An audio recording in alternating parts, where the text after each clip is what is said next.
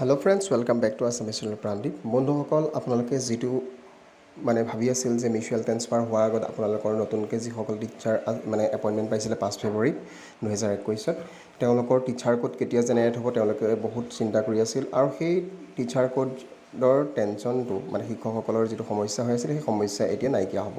আজি এই ভিডিঅ'টোত মই আপোনালোকক দেখুৱাই দিম আপোনালোকে টিচাৰ কোড কেনেকৈ পাব আৰু HRMS পৰ্টেলটো আচলতে ক'ত আপোনালোকৰ তথ্যখিনি দিব লাগিব, সেই গোটেইখিনি এই ভিডিঅ'টোৰ জৰিয়তে জনাই দিম। তাৰ আগতে এটা ৰিকুৱেষ্ট কৰি লওঁ, যদি মোৰ চেনেলটো নতুনকৈ ভিজিট কৰিছে প্লিজ চেনেলটো ছাবস্ক্ৰাইব কৰি ল'ব আৰু ভিডিঅ'টো ভাল লাগিলে লাইক, শ্বেয়াৰ আৰু কমেণ্ট কৰিবলৈ নাপাহৰিব। বন্ধুসকল, প্ৰথমতে আপোনালোকে RIIMS-ত যাব। গৈ আপোনালোকে আপোনাৰ 3ডাল আঁচ থকা তাত যাব আৰু আপোনাৰ টিচাৰ এণ্ড ষ্টাফ তাত গৈ টিচাৰ এণ্ড ষ্টাফ ৰেজিষ্ট্ৰেশ্যনত অ'কে কৰি দিব। অ'কে কৰাৰ লগে লগে আপোনালোকৰ তললৈ আপোনালোকৰ কি আহিব, এইদৰে ওলাই আহিব ষ্টাফ ৰেজিষ্ট্ৰেশ্যন। প্ৰথমে পাৰ্চনেল ডিটেইলছ দিব লাগিব, আদাৰ ডিটেইলছ দিব লাগিব, academic and professional qualification, subject and computer knowledge, official details, official account details, professional experience, achievement আদি সকলোবোৰ। পাৰ্চনেল ডিটেইলছত প্ৰথমতে আপোনালোকৰ নামটো থাকিব, name of the teacher, gender থাকিব, ডেট অফ বাৰ্থ থাকিব, কাষ্ট দিব, ৰিলিজন দিব, নেশ্যনেলিটি দিব, আধাৰ নম্বৰটো দি দিব। তাৰপিছত আপোনালোকৰ মোবাইল নাম্বাৰটো দিব, লগতে ইমেইল আইডিটো দি দিব। তাৰপিছত আপোনালোকে নেক্সট কৰি দিব। নেক্সট কৰাৰ লগে লগে আপোনালোকৰ অন্য এটা পেজ খোল খাব, সেইটো হ'ল আদাৰ ডিটেইলছ বুলি। আদাৰ ডিটেইলছত আপোনালোকৰ father name, mother name, marital status, single name, married name, divorce, blood group আৰু আপোনালোকৰ পাৰ্চনেল আইডেণ্টিফিকেশ্যন মাৰ্ক, ধৰা আপোনালোকৰ কাৰোবাৰ তিল আছে, কাৰোবাৰ কটা দাগ আছে, সেইখিনি দি আৰু ডিজেবিলিটি যদি হয় য়েছ দিব, নহয় যদি ন' দিব। তাৰপিছত নেক্সট কৰি দিব। তাৰপিছত আপোনালোকে নেক্সট কৰাৰ পিছত অন্য এটা পেজ খোল খাব। সেই পেজটোলৈ আপোনালোকে গৈ তাতো সেইখিনি ধৰণে আপোনালোকৰ সেইটোত আহিব আপোনাৰ একাডেমিক কোৱালিফিকেশ্যন, প্ৰফেচনেল কোৱালিফিকেশ্যন। তাত আপোনালোকৰ প্ৰথমতে এড যে আছে সেই এডত যাব। এডত যোৱাৰ লগে লগে আপোনালোকৰ এনেকৈ খোল খাই আহিব একাডেমিক কোৱালিফিকেশ্যন। তাত আপোনালোকে একাডেমিক কোৱালিফিকেশ্যনত এই তলে থকা কাৰ চিনডাল টিপি দিব। ইয়াত আপোনালোকে কিমানলৈকে আপোনালোকে পঢ়িছিল, পোষ্ট গ্ৰেজুৱেশ্যন, ডিপ্ল'মা, গ্ৰেজুৱেট, সেইখিনি গোটেইখিনি ইয়াত ভৰাই দিব। ডিচিপ্লিন কিহত আছে, আৰ্টছৰ নে ছায়েন্সৰ, এইবোৰ গোটেইখিনি কমপ্লিট কৰি আপোনালোকে কি ক'ব, নেক্সট কৰি দিব। নেক্সট কৰাৰ লগে লগে আপোনালোকে তাত তলত আকৌ এড অফ প্ৰফেচনেল কোৱালিফিকেশ্যন পাব। তাত আপোনালোকে প্ৰফেচনেল DLED হওক, BEd হওক, আপোনাৰ যি আছে সেইখিনি গোটেইখিনি দি আপোনালোকৰ টোটেল মাৰ্কছ কিমান পাইছিলে, পাৰ্চেণ্টেজ গোটেইখিনি দি আকৌ সেই পেজটো নেক্সট কৰি দিব। ছেভ কৰি নেক্সট কৰি দিব। নেক্সট কৰাৰ পিছত আপোনালোকৰ কি হ'ব, ছাবজেক্ট এণ্ড কম্পিউটাৰ নলেজ বুলি এটা আহিব অপশ্যন, সেইটোলৈ আপোনালোকে যাব আৰু তাত গৈ আপোনালোকৰ মেথছ কিমানলৈকে পঢ়িছিল, আপোনালোকে মেট্ৰিকলৈকে পঢ়িছিল নে, কোনোবাই আকৌ হায়াৰ ছেকেণ্ডেৰীলৈকে মেথছ থাকে, কোনোবা ছায়েন্সৰ হ'লে মেথছত মেজৰ আছে যদি আপোনালোকে যিহলৈকে মেথছ পঢ়িছিলে সেইটো দিব। মাৰ্কছ কিমান আছিলে, কিমান মাৰ্কছ পাইছিলে, অফ 10 মাৰ্ক আপুনি কিমান পাইছিলে, তেনেকৈ ইংলিছত তেনেকৈ দিব। আৰু এনি ছাবজেক্ট অফ ছায়েন্স আপোনালোকে যদি পঢ়িছিল সেইটোও দিব লাগিব। তাত কিমান পাইছিলে সেইখিনি আপোনালোকে এণ্ট্ৰি কৰিব। গোটেইখিনি বস্তু আপোনালোকে এণ্ট্ৰি কৰিবই লাগিব। আপোনালোকৰ যিমানখিনি ইয়াত সুধিছে আপোনালোকে সেইখিনি নিজেই পাৰিব। মই জাষ্ট কৈ দিছোঁ আপোনালোকে কোনটো অপশ্যনত কি কৰিব। আৰু আপোনালোকে ছ'চিয়েল চায়েন্সত তেনেকৈ যদি কিবা ছাবজেক্ট পঢ়িছিল তেতিয়াহ'লে সেইখিনি য়েছ কৰিব। কৰাৰ পিছত আপোনালোকে কি পঢ়িছিলে সেইখিনি দিব।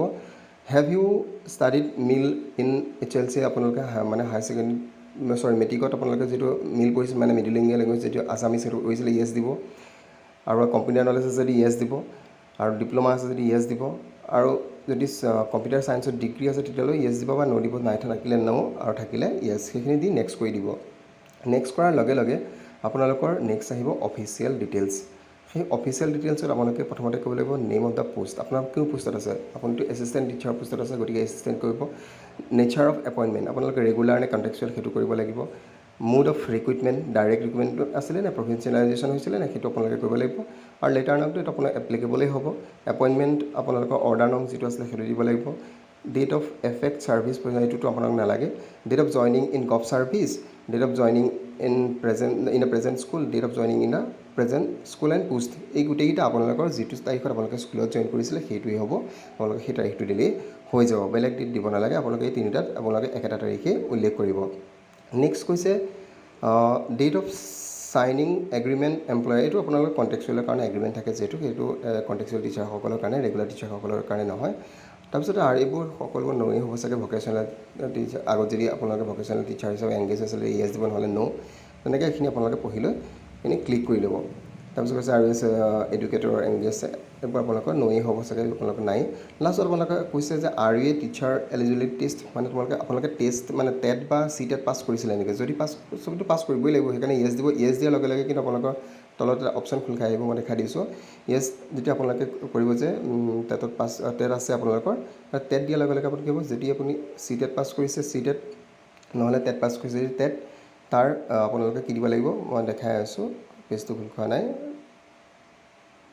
য়েছ এতিয়া টেটটো খোল খাই গ'ল আপোনাৰ টেট পাছ কৰিছে টেট দিব লাগিব আৰু টেটৰ মানে পাছিং ডেট দিব লাগিব আৰু যিটো ৰোল নাম্বাৰ আছিলে টেটৰ ৰোল নাম্বাৰটো দি আপোনালোকে নেক্সট কৰি দিব পাৰিব এইটো পেজ নেক্সট আপোনালোকে বুজি পাইছে নহয় এইখিনি নেক্সট কৰাৰ পিছত আকৌ আপোনালোকে নেক্সট কৰাৰ পিছত আপোনালোকৰ অফিচিয়েল একাউণ্ট ডিটেইলছ যিটো আপোনালোকৰ খুবেই ইম্পৰ্টেণ্ট হ'ব গ্ৰছ প্ৰভিডেণ্ট ফাণ্ড সেইটো আপোনালোকৰ GPF নাথাকে CPF নাথাকে পাৰ্মানেণ্ট পেঞ্চন একাউণ্ট নাম্বাৰটো দিব নালাগে PPN নালাগে কিন্তু প্ৰাণ নাম্বাৰ যিটো আপোনালোকৰ আহি গ'ল সেই প্ৰাণ নাম্বাৰটো দিব তাৰপিছত একাউণ্ট হোল্ডাৰ নেমটো দিব একাউণ্ট নেমটো দিব বেংক নেম দিব ব্ৰাঞ্চটো মানে কোনটো ব্ৰাঞ্চত আপোনালোকৰ আছে IFSC কোড দিব তাৰপিছত আপোনালোকৰ যিটো name of the district where the above mention account number is active মানে আপোনাৰ বেংক একাউণ্টটো কোনখন ডিষ্ট্ৰিক্টত আছে সেইটো চিলেক্ট কৰি দিব তাৰপিছতে name of the state where এইটোতো আপোনাৰ আছামেই হ'ব আপোনালোকৰ এতিয়া চেলাৰী পে'মেণ্টটো কেনেকুৱা হয় চেকতটো নিদিয়ে ECS হ'ব ট্ৰেজাৰী নেম লিখিব আপোনালোকৰ যিটো ট্ৰেজাৰী নেম হয় আৰু লগতে চাব ট্ৰেজাৰীটো লিখি দিব এই গোটেইকেইটা লিখাৰ পিছত আপোনাৰ মানে কি কৰিব নেক্সট কৰি দিব নেক্সট কৰাৰ পিছত আপোনালোকৰ আৰু এটা পেজ খোল খাব যিটো পেজত আপোনালোকৰ কিছুমান কাম থাকিব এইখিনি আপোনালোকে ভালকৈ বুজি পাইছে চাগে মই আশা কৰিছোঁ বুজি পাইছে তাৰপিছত আপোনালোকে নেক্সট কৰি দিব নেক্সট কৰাৰ লগে আপোনালোকৰ প্ৰফেচনেল এক্সপিৰিয়েঞ্চ আহিব ইয়াতে আপোনালোকৰ এড অপশ্যনটো যে আছে এডত যাব স্কুল লিডাৰ্ছ কোড মাৰিব স্কুল নেম মাৰিব যদিহে আপোনালোকৰ প্ৰফেচনেল এক্সপিৰিয়েঞ্চ আছে যদি নাই তেতিয়াহ'লে এইটো নালাগে যদি আছে তেতিয়াহ'লে এইখিনি কৰিব লাগিব আপোনালোকে এণ্ট্ৰি কৰিব লাগিব আৰু কৰাৰ পিছত আপোনালোকে কি কৰিব লাগিব পুনৰ নেক্সট কৰিব লাগিব চাই লওক যদি কাৰোবাৰ আছে এইখিনি বস্তু দিব লাগিব কিমান দিন আপোনালোকে number off day spend on non teaching গোটেইখিনি আপোনালোকে দি দিব যিমানখিনি আপোনালোকক কথা সুধিছে নিজে চাই ল'ব গোটেইখিনি তো আপোনাৰ ছেভ কৰি দিব ছেভ কৰাৰ পিছত নেক্সট হৈ যাব নেক্সট হোৱাৰ পিছত আপোনালোকৰ অন্য এটা আহিব এইটো এচিভমেণ্টটো আপোনালোকৰ নালাগে যিহেতু আপোনালোক নতুনকৈ আহিছে গতিকে আপোনালোকে ট্ৰেইনিং চাগে কোনেও কৰা নাই এতিয়ালৈকে ট্ৰেইনিং লোৱা নাই গতিকে আপোনালোকৰ এইটো আপোনালোকে তেনেকৈ খালীকৈ ৰাখি দিলেও হ'ব আপোনালোকৰ প্ৰয়োজন নাই এই তিনিটা এৱাৰ্ডছ ৰিচিভড প্ৰমোশ্যনছ ডিমোশ্যনছ এইবোৰ আপোনালোকে তাৰপিছত আপোনালোকে ছেভ কৰি দিব ছেভ কৰাৰ পিছতেই আপোনালোকৰ কি হ'ব যিটো টিচাৰ কোড সেইটো জেনেৰেট হৈ যাব একেদিনাই নহ'লেও 2-3 দিনৰ পিছত আপোনালোকৰ টিচাৰ কোডটো জেনেৰেট হ'ব গতিকে শিক্ষক বন্ধুসকলে বুজি পাইছে চাগে মোৰ এই ভিডিঅ'টো যদি আপোনালোকক কেনেকৈ আপোনালোকে টিচাৰ কোডটো জেনেৰেট কৰিব মানে HMS-ৰ ডাটাখিনি ভৰাব গোটেইখিনি বুজাই দিলোঁ আৰু যদি কিবা বুজিবলৈ থাকে তেতিয়াহ'লে মোক কমেণ্ট ছেকশ্যনত সুধিব মই আপোনালোকক সকলোখিনি বুজাই দিম ভিডিঅ'টো শেষ কৰাৰ আগতে পুনৰ এবাৰ ৰিকুৱেষ্ট কৰিছোঁ আপোনালোকে যে মোৰ চেনেলটো নতুনকৈ ভিজিট কৰিছে প্লিজ ছাবস্ক্ৰাইব কৰি ল'ব আৰু যদি ভিডিঅ'টো ভাল লাগিল প্লিজ লাইক শ্বেয়াৰ আৰু কমেণ্ট কৰিবলৈ নাপাহৰিব ধন্যবাদ আৰু পাৰিলে সোনকালে আপোনালোকে HMS-ৰ তথ্যখিনি ভৰাওক কাৰণ মিউচুৱেল ট্ৰান্সফাৰ ডেটো অতি সোনকালে আহি আছে